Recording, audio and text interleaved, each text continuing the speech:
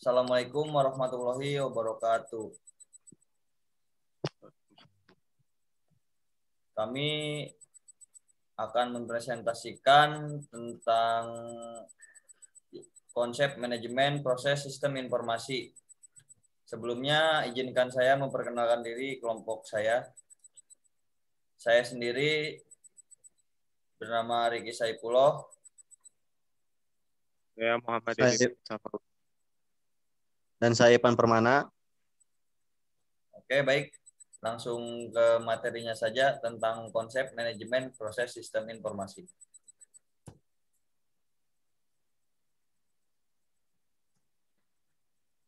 Yang pertama proses itu pengertiannya sebuah program yang sedang dijalankan atau software yang sedang dilaksanakan termasuk sistem informasi yang disusun menjadi sejumlah proses sekuensial. Konsep dasar sendiri dibagi menjadi 4 bagian,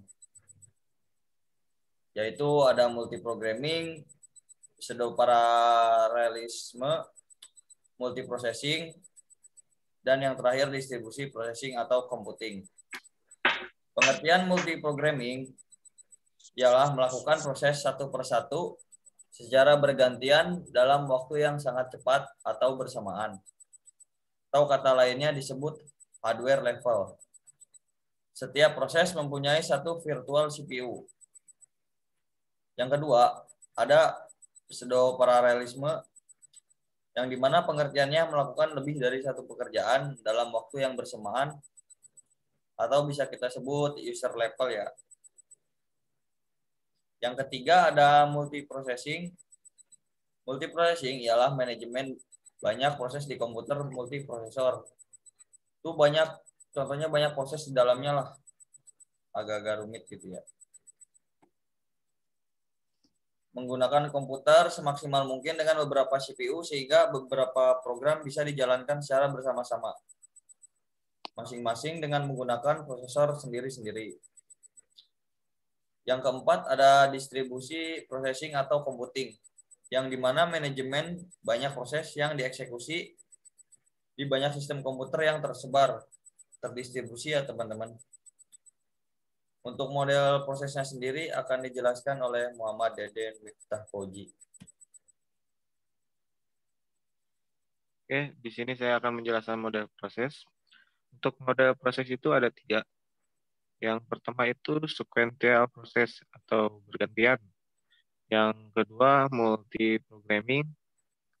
Yang ketiga CPU switching preferential procedure dalam mengolah satu proses ke proses lainnya. Untuk selanjutnya, konsep manajemen proses pada sistem operasi.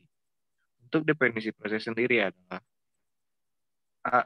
Merupakan konsep pokok dalam sistem operasi, sehingga masalah manajemen proses adalah masalah utama dalam perancangan sistem operasi.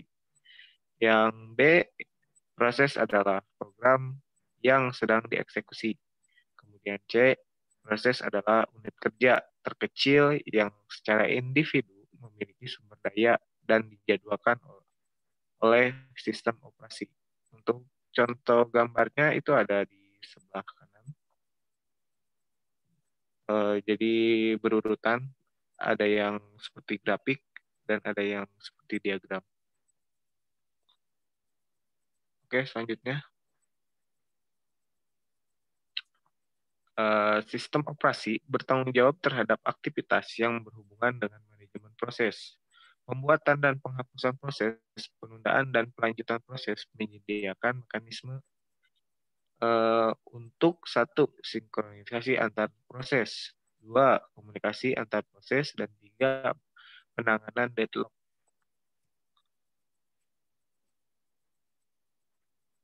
Dan selanjutnya akan dijelaskan oleh Ipan.